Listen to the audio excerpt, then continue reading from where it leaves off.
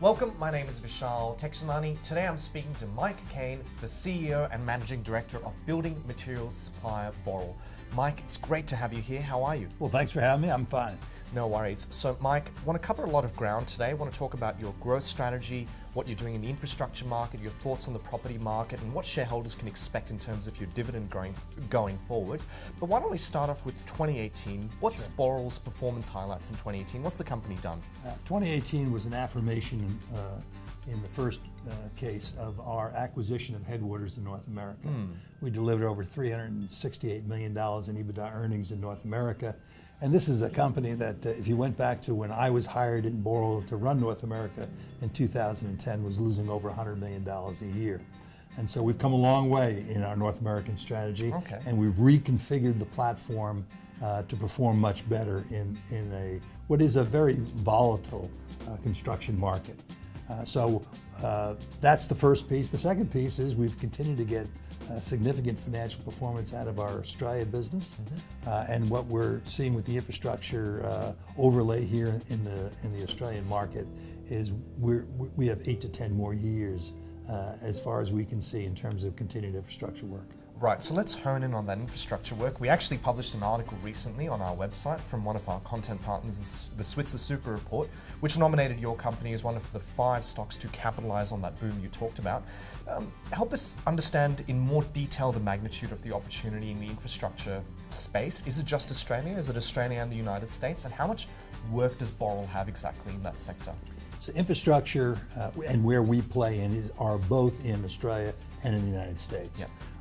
Australia has led the way globally in terms of significant investment in infrastructure. It all began in New South Wales maybe 6 years ago, and that's now been followed in earnest in Victoria and as well as in Queensland. So it's an East Coast phenomena of significance in Australia, and we've been tracking that and preparing for that and making significant capital investments over the last 7 years to build out our aggregates position around the capital cities to take full advantage of that.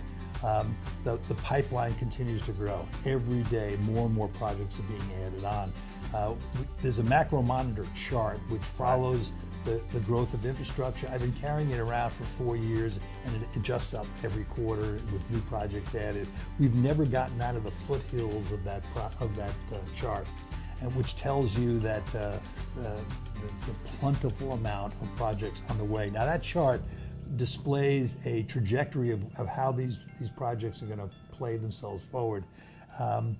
There's no way that the upper quartile of that chart will ever be delivered in that same format. It'll be pushed out. And that's why we believe that we're looking at 8 to 10 years of work. So you've got 8 to 10 years of infrastructure construction supplies in your pipeline? Absolutely. Okay, wow. So we talked about the infrastructure market. Let's turn to another very important part of your business, building materials supplies for residential housing. So if we look at housing starts in Australia and the United States, they look like they're holding up.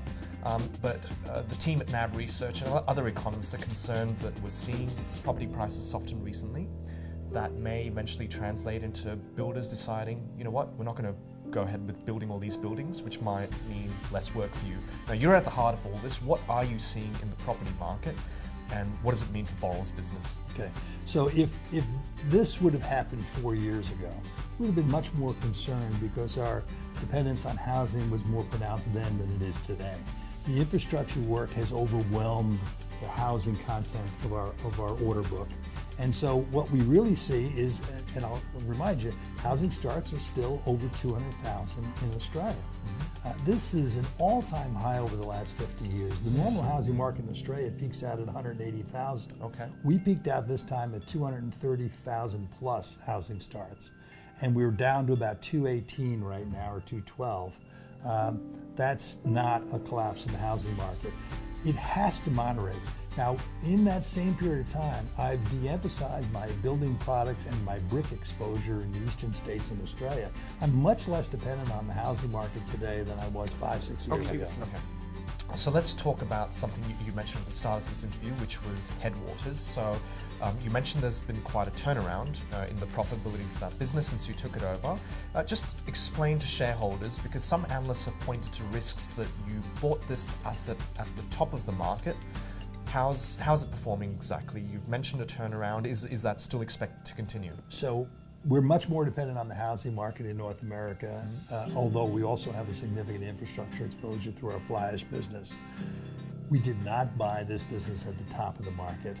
We bought this business in 2016. In 2016, the housing market was about 1.1 million housing starts.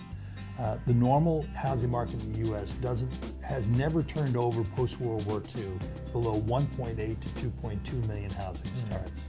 The 50-year average of housing starts in the U.S. is 1.5 million housing starts.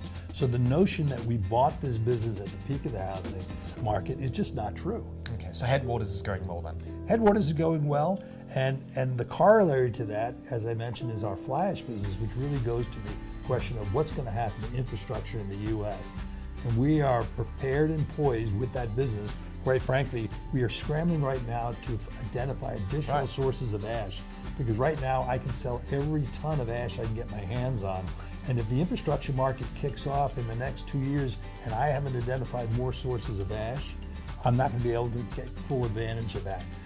But the good news is we've had a little time while the U.S. Congress debates how it's going to deal with the infrastructure market.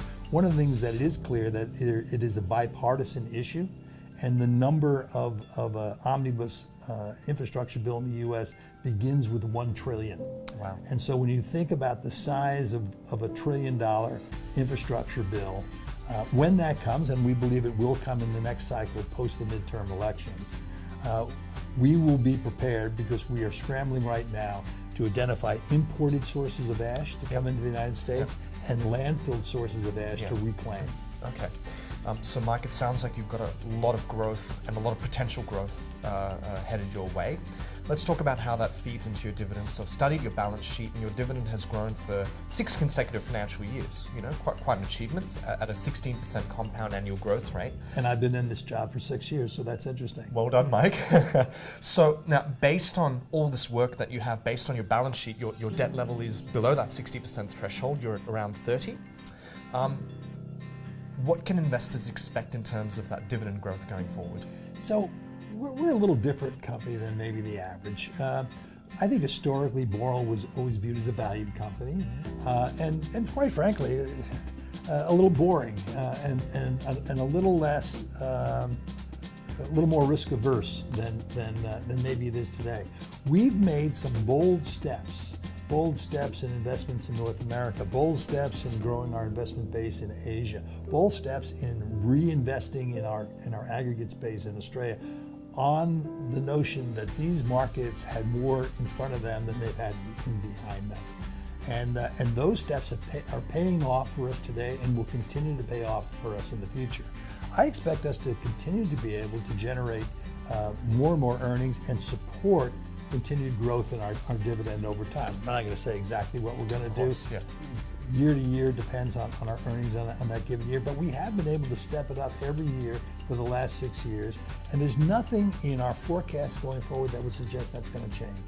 Mike, thank you so much for your time. You've outlined quite a great proposition for perhaps income and also growth investors.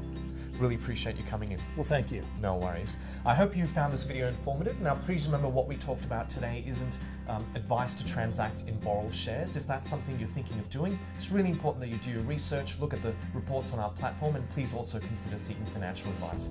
My name is Vishal Tekshanani, and I'll see you next time.